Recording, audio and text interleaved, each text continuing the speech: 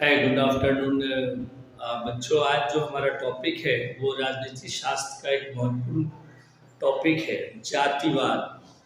तो आज हम देखेंगे कि जातिवाद क्या है, जातिवाद किसे कहते हैं और जातिवाद जो है कैसे पनप जाता है और जातिवाद कहते किसे हैं। तो देखिए, जब तक हम जातिवाद को सही से नहीं समझते हैं तब तक हम जातिवाद के मतलब को नहीं समझ पाएंगे, जातिवाद के अर्थ को नहीं समझ पाएंगे और जातिवाद फैलता कैसे है।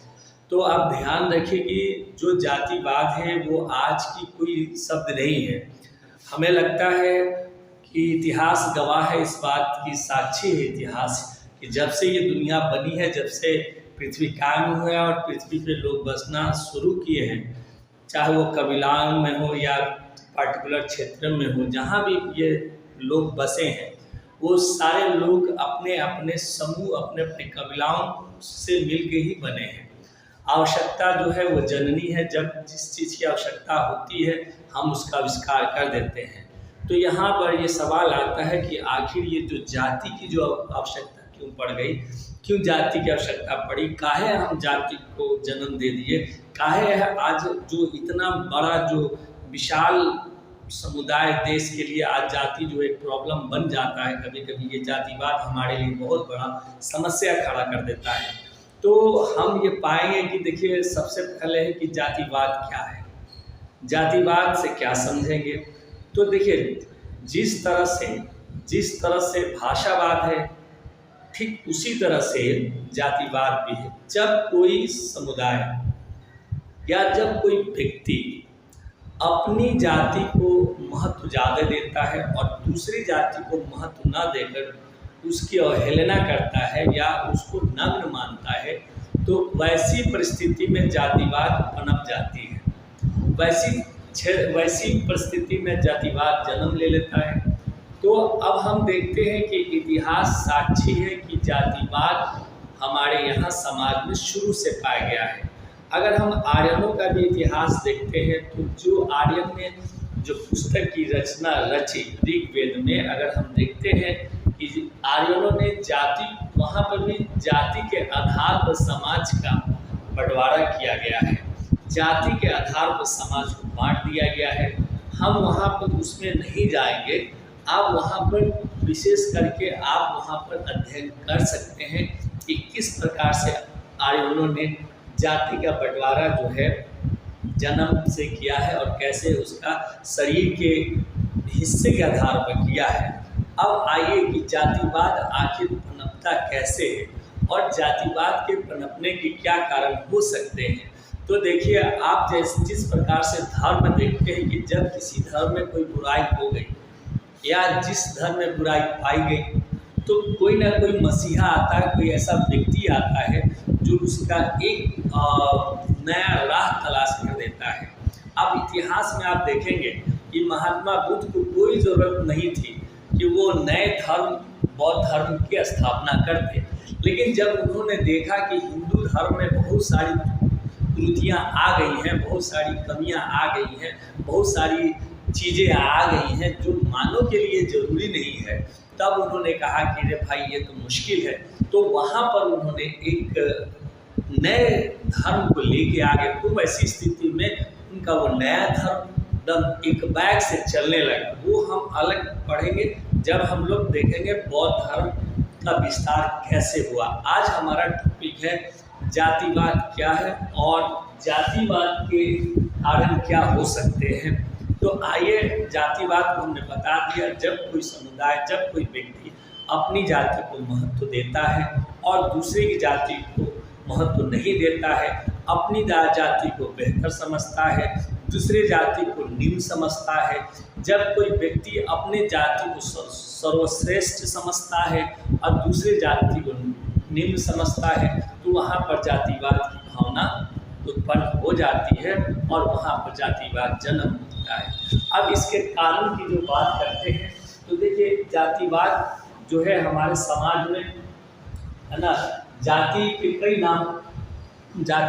नाम पर कई चीज़ें बन जाती हैं। जैसे आप देखिएगा, कोई स्कूल है, शिक्षण संस्थान है ना, धर्मशाला है और औद्योगिक विकास संस्था है ना, या औषधालय है। आप देखेंगे कि कुछ लोग जो है दवाइयाँ की दुकान भी जाति के आधार पर ही कर रखते हैं, ताकि उनको पता है कि हम तो भाई ये दवा जो है इसी जाति के लोग ज़्यादा हमारे खरीद लेंगे। तो इसलिए ये सारी चीज़ें जो हैं, फैक्टर जो है उसमें बहुत कारगर होती हैं। अब हम आप देखते हैं शिक्षण संस्थान जो है, संस्कृत विद्यालय, मदरसा विद्यालय, अब इसको आप देखिए कि अगर संस्कृत विद्यालय तो इसका मतलब क्या हुआ कि एक तरह के विशेष जाति के बच्चों के लिए वो संस्कृत विद्यालय आ गया और एक तरह से विशेष जाति के बच्चों के लिए मदरसा आ गया। तो अब आइए, अब हम अध्ययन करते हैं कि हमारा जो है जातिवाद के क्या कारण है। तो देखिए, जातिवाद का जो पहला कारण बनता है विवाह पर प्रतिबंध। तो देखिए, जो विवाह पर प्रतिबंध होता है तो इस कारण से भी जातिवाद का फैलावा हो जाता है, जातिवाद जो फैलता है ना। इस तरह से भी समाज में जो है एक अलग अलग जो जातियां हैं, और हम अगर कहते हैं कि नहीं हम इस जाति के तो हम इसी जाति में ब्याह करेंगे, तो उस स्थिति में भी ये जातिवाद अहम भूमिका अपनी जाति की प्रतिष्ठा बढ़ाने हेतु।